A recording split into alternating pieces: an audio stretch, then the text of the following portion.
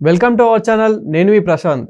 Andhra Pradesh deputy speaker Raghurama Krishna గారి case అయితే ఇప్పుడు ట్విస్టుగా మారింది. అసలు అతను రాసిన లేఖ ఎటువైపు వెళ్తుంది, అసలు ఏం జరుగుతుంది, దీని గురించి పూర్తిగా మాట్లాడేందుకు ప్రస్తుతం మనతో పాటు సీనియర్ జర్నలిస్ట్ సిఎస్ రావు గారు ఉన్నారు. నమస్తే అండి. నమస్తే సార్, ఇప్పుడు చూసినట్లయితే కనుక ఇప్పుడు డిప్యూటీ సీఎం స్పీకర్ గారు రాసిన లేఖ చాలా మలుపులు తిరుగుతుందని చెప్పేసి చాలా వైరల్ అవుతుంది. అసలు ఏం జరుగుతుంది, అందులో ఏముంది? రఘురామకృష్ణరాజు గారు ప్రస్తుతం డిప్యూటీ స్పీకర్, అంతకుముందు మాజీ ఎంపీ, అంతకుముందు ఎంపీ ఆయన, ఇప్పుడు డిప్యూటీ స్పీకర్గా ఉన్నారు.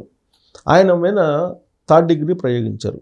ఆ రోజు ఉన్నటువంటి సిఐడి అధికారులు సునీల్ వీళ్ళు థర్డ్ డిగ్రీ ప్రయోగించారు. దానికి సంబంధించి ఆల్రెడీ ఆయన దగ్గర ప్రూవ్ చేసేటువంటి పత్రాలు ఉన్నాయి, అఫీషియల్గా ఉన్నాయి. అయితే ఆ రోజు జగన్మోహన్ రెడ్డి గారు ముఖ్యమంత్రిగా ఉన్నారు కాబట్టి ఈయన కంప్లైంట్ చేసినప్పుడు కూడా తన మీద థర్డ్ డిగ్రీ ప్రయోగించారని చెప్పి కేసు నమోదు చేయలేదు. కేసు నమోదు చేయలేదు కాబట్టి విచారణ కూడా లేదు. సో 2024లో అక్కడ కూటమి ప్రభుత్వం ఏర్పడిన తర్వాత అప్పట్లో జరిగినటువంటి థర్డ్ డిగ్రీ ఘటనని ఆయన కంప్లైంట్ రూపంలో పోలీసులకు ఇచ్చారు. ఇచ్చిన తర్వాత పోలీసులు విచారణ చేపట్టారు. గుంటూరులో ఎఫ్ఐఆర్ చేశారు, విచారణ చేపట్టారు. అయితే దాని మీద ఒక సిట్ వేశారు. సిట్ వేసి దానికి ప్రకాశం జిల్లా ఎస్పీగా ఉన్న దామోదర్ ఐపీఎస్ ఆయనకు అప్పచెప్పారు విచారణని. ఆయన విచారిస్తూ ఉన్నారు. ఈ మధ్యకాలంలో విజయపాల్ అనేటువంటి ఆ రోజున ఇన్వెస్టిగేషన్ ఆఫీసర్గా ఉన్నటువంటి అతన్ని పిలిచి విచారించారు. విజయపాల్ అనే అతన్ని, ఆయన కన్ఫర్మ్డ్ ఐపీఎస్, ఆ రోజున విచారణ అధికారిగా ఉన్నారు రఘురామకృష్ణరాజు గారి కేసులో. ఆయన్ని ఎన్నిసార్లు విచారించినప్పటికీ ఆయన చెప్పింది ఏంటంటే, నాకు గుర్తులేదు, తెలియదు, నా ఏజ్ పెరిగిపోయింది, ఇదే చెప్తున్నారు ఆయన. అంతకుమించి పోలీసులు అతని దగ్గర నుంచి పూర్తి సమాచారం రాబట్టలేకపోయారు. ఆయన ప్రస్తుతం జైల్లో ఉన్నారు. మధ్యలో కస్టడీకి తీసుకుని విచారించారు, కానీ ఫలితం లేదు. అయితే ఇక్కడ ఈ కేసులో దాదాపు 11 మంది దాకా సుమారుగా ఈ కేసులో ఉన్నారు. ఆ రోజు రాత్రి ఏం జరిగింది, సిఐడి ఆఫీస్లో ఆయన్ని అరెస్ట్ చేసేసి, ఎంపీగా ఉన్నప్పుడు ఢిల్లీ నుంచి వచ్చిన ఆయన్ని హైదరాబాద్లో అరెస్ట్ చేసి ఆంధ్రప్రదేశ్ సిఐడి పోలీసులు హైదరాబాద్ నుంచి అక్కడ సిఐడి ఆఫీస్కి తీసుకెళ్లారు. ఆంధ్రప్రదేశ్లో ఉన్న సిఐడి ఆఫీస్కి తీసుకెళ్ళి ఆ గదిలో ఉంచారు ఆయన్ని. అయితే ఆ రోజు రాత్రి ఈయన్ని చంపాలనేటువంటి ప్రయత్నం చేశారనేది ఈయన ఇచ్చినటువంటి కంప్లైంట్. ఆ రోజున హత్యాయత్నం జరిగింది అతని మీద అని.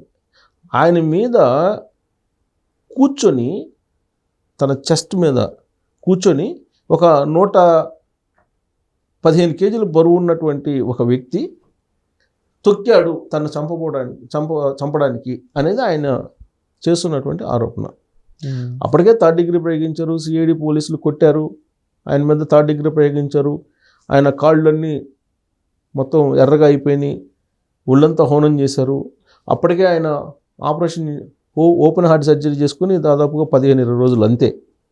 ఈ 15-20 రోజులు ఓపెన్ హార్ట్ సర్జరీ చేయించుకున్న తర్వాత హైదరాబాద్ వస్తే ఆయన తీసుకెళ్ళి అర్ధరాత్రి పూట సిఐడి ఆఫీస్లో రూమ్లో విచారణకి పెట్టేసి ఆయన ఒక మంచం మీద మునుకోబెట్టి ఆయన చెప్తున్న వర్షన్ ప్రకారం 115 కేజీలు సుమారుగా బరువు ఉన్నటువంటి ఒక వ్యక్తి కూర్చున్నాడు.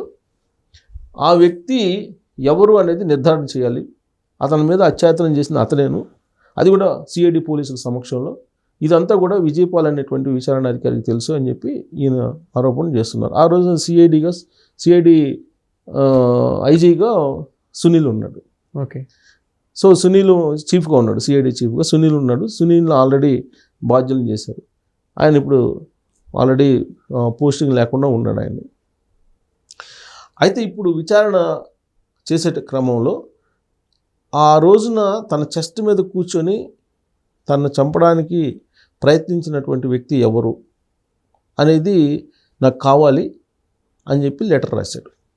ఎవరు? ఎస్పీకి, దామోదర్ అనే ఎస్పీకి, ఇన్వెస్టిగేషన్ ఆఫీసర్, ప్రజెంట్ కేసుని ఇన్వెస్టిగేషన్ చేస్తున్నటువంటి సిట్ అధికారి దామోదర్, ఆయనకి లెటర్ రాశారు రఘురామకృష్ణరాజు గారు. ఇప్పుడు ప్రస్తుతం డిప్యూటీ స్పీకర్గా ఉన్నారు. అయితే ఆ లెటర్ని అందుకున్నటువంటి ఎస్పీ రఘురామకృష్ణరాజు గారిని రమ్మనరా అనే దాని మీద విస్తృతంగా చర్చ జరుగుతుంది. సాధారణంగా ఏమవుతుందంటే, పోలీసు ఇన్వెస్టిగేషన్లో ఒక సంఘటన జరిగినప్పుడు ఆ సంఘటనలో ఎవరెవరు పార్టిసిపేట్ చేశారు, ఎవరెవరు పాల్గొన్నారు అనేది ఎవరైనా చూస్తే కనుక ఆ సంఘటన జరిగినప్పుడు వాళ్ళ ఎదుట కొంతమంది అనుమానితులను ప్రవేశపెడతారు. ప్రవేశపెట్టి వీళ్ళు మిమ్మల్ని గుర్తుపట్టమంటారు, వీళ్ళలో ఎవరైనా ఉన్నారా అని చెప్పి గుర్తుపట్టమంటారు. ఓకే. ఆ సంఘటన జరిగిన సమయంలో ఎవరైనా ఉంటే, ఇప్పుడు థర్డ్ డిగ్రీ ప్రయోగించినప్పుడు ఎవరు లేరు, ఆయన తప్ప. అంతే కదా, ఆయన మీద కూర్చుంది ఎవరనేది ఎవరు చెప్పాలి, ఆయనే చెప్పాలి, ఆయనే గుర్తుపట్టాలి.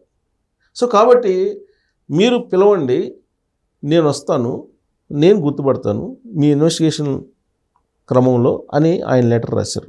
ఇప్పటివరకు అయితే ఆయన పిలిచినట్లేదు, పిలుస్తారేమో భవిష్యత్తులో. కానీ చట్టం ప్రకారం అయితే ఒక పేషెంట్ని అంత ఈజీగా థర్డ్ డిగ్రీ అనేది అయితే చెయ్యరు. అవును. అంటే ఇంతకుముందు ఏమైనా ఆపరేషన్లు అయినాయి ఒక 10 రోజుల ముందు కానీ నెల రోజులకి ముందు కానీ ఒక టెస్ట్ చేసినాకనే చేస్తారు. సో అసలు అది ఎంతవరకు నిజం అంటారు? అది ఇల్లీగల్, అది ఆల్రెడీ ప్రూవ్ అయిపోయింది.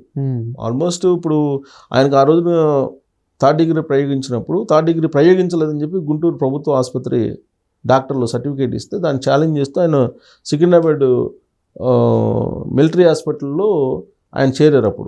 చేరినప్పుడు మిలిటరీ హాస్పిటల్ వైద్యులు థర్డ్ డిగ్రీ జరిగిందని చెప్పేసి ఆల్రెడీ ఆయన డాక్టర్లు ఇచ్చిన సర్టిఫికేట్ని లోక్సభ స్పీకర్ బిర్లా గారికి అక్కడ కూడా ఇచ్చారు. దాని మీద చర్చ పెట్టాలని కూడా అప్పుడు డిమాండ్ చేశారు. సో ఇక్కడ డాక్టర్లు సికింద్రాబాద్ మిలిటరీ హాస్పిటల్ డాక్టర్లు పూజ చేశారు. అయినా కానీ ఆ రోజు గవర్నమెంట్ ఉంది కాబట్టి జగన్మోహన్ రెడ్డి గారిది రాష్ట్రంలో ఆ కేసు పెట్టలేదు. పైగా కేంద్ర ప్రభుత్వం నరేంద్ర మోడీ గారు ఆయనకి ఆశీస్సులు ఉన్నాయనేది అప్పట్లో బాగా ఉంది. సో ఈ నేపథ్యంలో మొత్తం మీద అది పట్టించుకోలేదు ఎవరు. కానీ ఇప్పుడు ప్రభుత్వం మారిన తర్వాత ఈ మొత్తం బయటకు వస్తుంది. అయితే ఇప్పుడు ఆయన అనేది ఏంటంటే తులసి బాబు అనే అతను ఈయన ఛాతి మీద కూర్చొని చంపబోయాడు అనేది ఈయన చెప్తున్నారు. ఆయన ఎవరు అని అంటే ఇప్పుడు ప్రస్తుతం తెలుగుదేశం పార్టీ ఎమ్మెల్యే గుడివాడ రాము దగ్గర ఉన్నారు. రాముకి రైట్ హ్యాండ్ అని చెప్తున్నారు ఆ తులసిబాబు. ఆ తులసిబాబుని పిలిపించారు ఈ విచారణకి బహుశా గురువారం రోజు ఇవాళ వెళ్ళి ఉంటారు తులసిబాబు. ఆ విచారణ సందర్భంగా తనను కూడా పిలవండి, తనను కూడా పిలిస్తే అతనే కాదా అనేది నేను తెలుసుకుంటాను అనేది ఈయన చెప్తూ ఉన్నారు. జనరల్గా పోలీసులు ఇన్వెస్టిగేషన్లో భాగంగా ఇలాంటివి చేస్తూ ఉంటారు. ఈయన లెటర్ ఏంటంటే అతను పిలిచినప్పుడు ఇతను కూడా ఉండాలి అనేది ఈయన చెప్తున్నారు, అడుగుతున్నారు, రిక్వెస్ట్ చేస్తున్నారు పోలీసుల్ని. ఇప్పటి వరకు ఈయన పిలిచినట్టు కనిపించట్లేదు. బట్ తులసిబాబు అనే అతను ఆ రోజు రాత్రి ఇతని మీద ఛాతి మీద కూర్చొని చంపడానికి ప్రయత్నం చేశారు అనేది ఆయన అనుమానిస్తున్నారు. అయితే అయినా కాదా అనేది నేను చెప్తాను, నన్ను కూడా విచారణకు పిలవండి అని చెప్పి ఈయన అడుగుతున్నారు తిరుమలారు రఘురామకృష్ణరాజు గారు. సో కాబట్టి ఇన్వెస్టిగేషన్ అయితే చాలా వేగంగా జరుగుతుంది. ఇప్పటికే ఆ విజయపాల్ని జైలుకి కూడా పంపించేశారు. ఇంకా కొంతమంది నిందితులు ఉన్నారు, వాళ్ళని కూడా పిలిచి ఆ పోలీసులు కానిస్టేబుల్ దగ్గర నుంచి ఆ రోజు సిఐడి సంబంధించినటువంటి కానిస్టేబుల్స్ కానీ లేదా ఇతర సిబ్బంది కానీ ఉన్నారు ఆ రోజు, వాళ్ళని కూడా విచారిస్తున్నారు. ఇప్పటికే సీన్ రీకన్స్ట్రక్షన్ చేసి దాని మీద విచారణ చాలా వేగంగా జరుగుతుంది. లాస్ట్కి ఇప్పుడు వాంగ్మూలం కనుక ఇస్తే, ఈ తులసిబాబు అనే అతను వాంగ్మూలం ఇస్తే విచారణలో ఎవరైతే సునీల్ ఉన్నారో సునీల్ని కూడా అరెస్ట్ చేసే అవకాశం ఉంది. ఐపీఎస్ ఆ సునీల్ని కూడా అరెస్ట్ చేసేదానికి అవకాశం ఉంది. అతన్ని అరెస్ట్ చేసి విచారిస్తే కనుక అసలు ఇదంతా ఎవరు చేయమన్నారు.